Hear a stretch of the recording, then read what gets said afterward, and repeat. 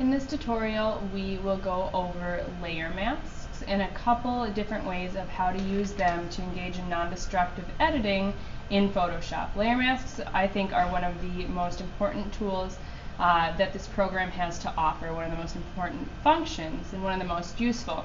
And you will use this if you continue through digital art and design or using Photoshop recreationally or whatnot.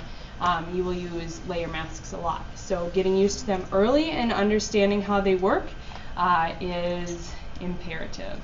So we're working on a background copy again, and to add a layer mask, we are going to go down to this button right here, right to the right of the FX, and you'll notice that a blank canvas pops up and it's kind of tied to my original image right here. So what you're going to think about a transformation that you're going to make on your image. It could be anything from the filter gallery here that we talked about in a previous tutorial. It could be an image and adjustment. It could be anything. I am going to just do this with a blur. So that's in the filter gallery. I'm going to go down to blur, and I'm going to use Gaussian blur because this is a technique used by a lot of portrait photographers and something that you will see a lot if you get senior pictures or engagement photos or family photos or whatnot. So I'm going to say Gaussian blur here. It's a good thing to know, and it just kind of gives pictures that kind of soft, fuzzy look. This is good to differentiate between blurring a background and then keeping your subject in focus. So I'm going to bump the radius up a lot because I want to blur the background. I really want people to focus on this girl here, not the ocean. So I'm going to bump this up, but then I notice, well, it blurs the whole thing, and we can use a layer mask to get rid of some of this, but not all of it.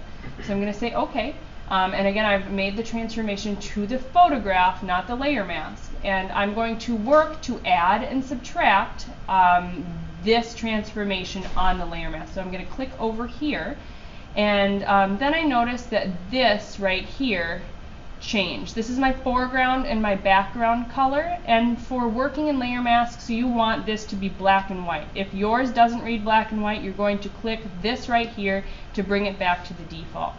And white is going to tell Photoshop to keep the transformation that was added on your original or add back the transformation if you deleted it. To switch to black to the foreground, you press this button right here and the little switch arrows, and black is telling Photoshop to subtract or take away that transformation that you added to your image. The nice thing about doing this on a mask versus the image is you can put the transformation back on after you've deleted it, whereas if you were just doing that to your photo, you could only do it once. So I'm going to come up to my brush tool right here, which is right to the right of my spot healing tool. In this interface, it might be a little bit different in yours, just find brush. And then I'm going to come up here and then choose a size. Remember, I can make the brush size bigger or smaller with my bracket keys. And then I can choose a hardness. If I want a really soft edge, I want hardness at 0. If I want a hard edge brush like we have on number 19 here, I could bump this up to closer to 100%. And you can experiment with this. And I'm using my bracket keys to make this larger. I want to bring this girl into focus while keeping my background blurred. If I wanted to do this gradually, I would change my brush's opacity level. And you can mess with this if you want to. Let's say you really wanted the eyes to be the focal point. You could come in and unblur the eyes at 100% and then the rest of the face at 50% if you wanted to. But I want to take away this mask, so I'm using black as the foreground and I'm working on my layer mask. So notice how this is erasing with 100% intensity, and if you want this to be a little bit softer, you drop down your opacity. This is erasing the effects of my transformation on my photo. So if I wanted to do this to my whole person, I could make my brush bigger and then just start erasing and then zoom in areas to get a nice, crisp, clean edge. I'm doing it quickly. You would probably want to take a little bit more time if you were turning this project in. So let's say I make a mistake and I accidentally unblurred this area. If I were just working on the photo, I would have to start over. But since I'm not, I'm working on the layer mask, I want to tell Photoshop to add this portion back in. So I'm going to come over to my arrows and flip to white, saying to put that back, and then I can come and put it back. So this is one way that you can use the layer mask. I'm going to show you a way to do it a little with a little bit more drastic or funky change. So I'm just going to come down and delete this. Oops, nope, I added it. So I'm going to select both of these and bring it to the delete or garbage can. And I'm going to copy my background. And then I'm going to add a layer mask on there. So I'm going to make the transformation again to my original image right here, not there.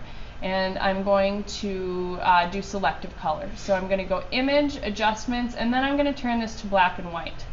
I'm going to say OK. And now I'm going to work on my layer mask, and I want to kind of slowly erase this, so to speak, so that some colors come through. Let's say I just kind of want to color the eyes a little bit. Selective color is a nice way to bring attention, the viewer's attention, to a certain part of your image. So I'm going to erase or take away the transformation. So I'm going to choose black. I'm going to zoom in here. And then this time I want to drop down my opacity just a little bit, and this is my choice to do it a little bit more subtly. So I'm going to make my brush an appropriate size and then just kind of come and paint. And then if you see, this isn't the full-blown color underneath. It's erased about 48% of it. So I could go over this again to get the full color if I wanted to. Oops, I did this a little bit too much. I didn't want that, so I'm going to flip it to white and come in and then just fix that up. I could bring my brush to 100% if I wanted to, or closer to 100. So you can kind of engage in that push and pull, adding and subtracting, so that you never have to make a mistake again, which is pretty cool. You still will, but it's easier to correct them. So I could come in, and you would do a better job of this than I'm doing for these demo purposes. And then I've selectively colored one component of this image. Let's say I kind of wanted to give her hair a soft color. I could drop my opacity down. I want to take it away, so I'm using black. And I could come in and then paint her hair back in. I would want to make sure that I really zoomed in and then made my brush small to do areas like this so it would look believable. This may take a while, but that's the beginnings of self-coloring an image. I'm going to delete this one. I'm going to do one more just to show you different possibilities. I'm going to add the layer mask, and I'm going to apply maybe something kind of crazy. So let's go to the filter gallery, and let's go to, let's see here, was it stylize? Glowing edges. So let's say I'm going for something kind of surreal here, something a little bit eye-catching. I can say OK. And then maybe some parts I want her to appear to have skin, and then some parts I want her to have this glowing edge thing. Maybe I'm really into zombies or something. So I'm working on the layer mask, and I want to subtract to what's behind this, so that normal skin. I could come in, and it's at 42% opacity, so here you can see that it is showing some through still. So maybe some areas I'd want to build this up a little bit more, and some I'd want it a little bit more transparent. Totally up to you. If I want to texture my brush, I can come down here and then choose a different kind of brush. This is kind of like simulating pastels a little bit. So maybe one side I really kind of want built up, and then one side I want glowing edges. You can, again, use layer masks with anything that you know how to do, or anything that I've showed in a previous tutorial. But if you kind of want to include some parts and not others, create gradual transitions, and just kind of not make mistakes, this is a great tool to use, and it is one used by professionals a lot. So that is layer masks in a nutshell.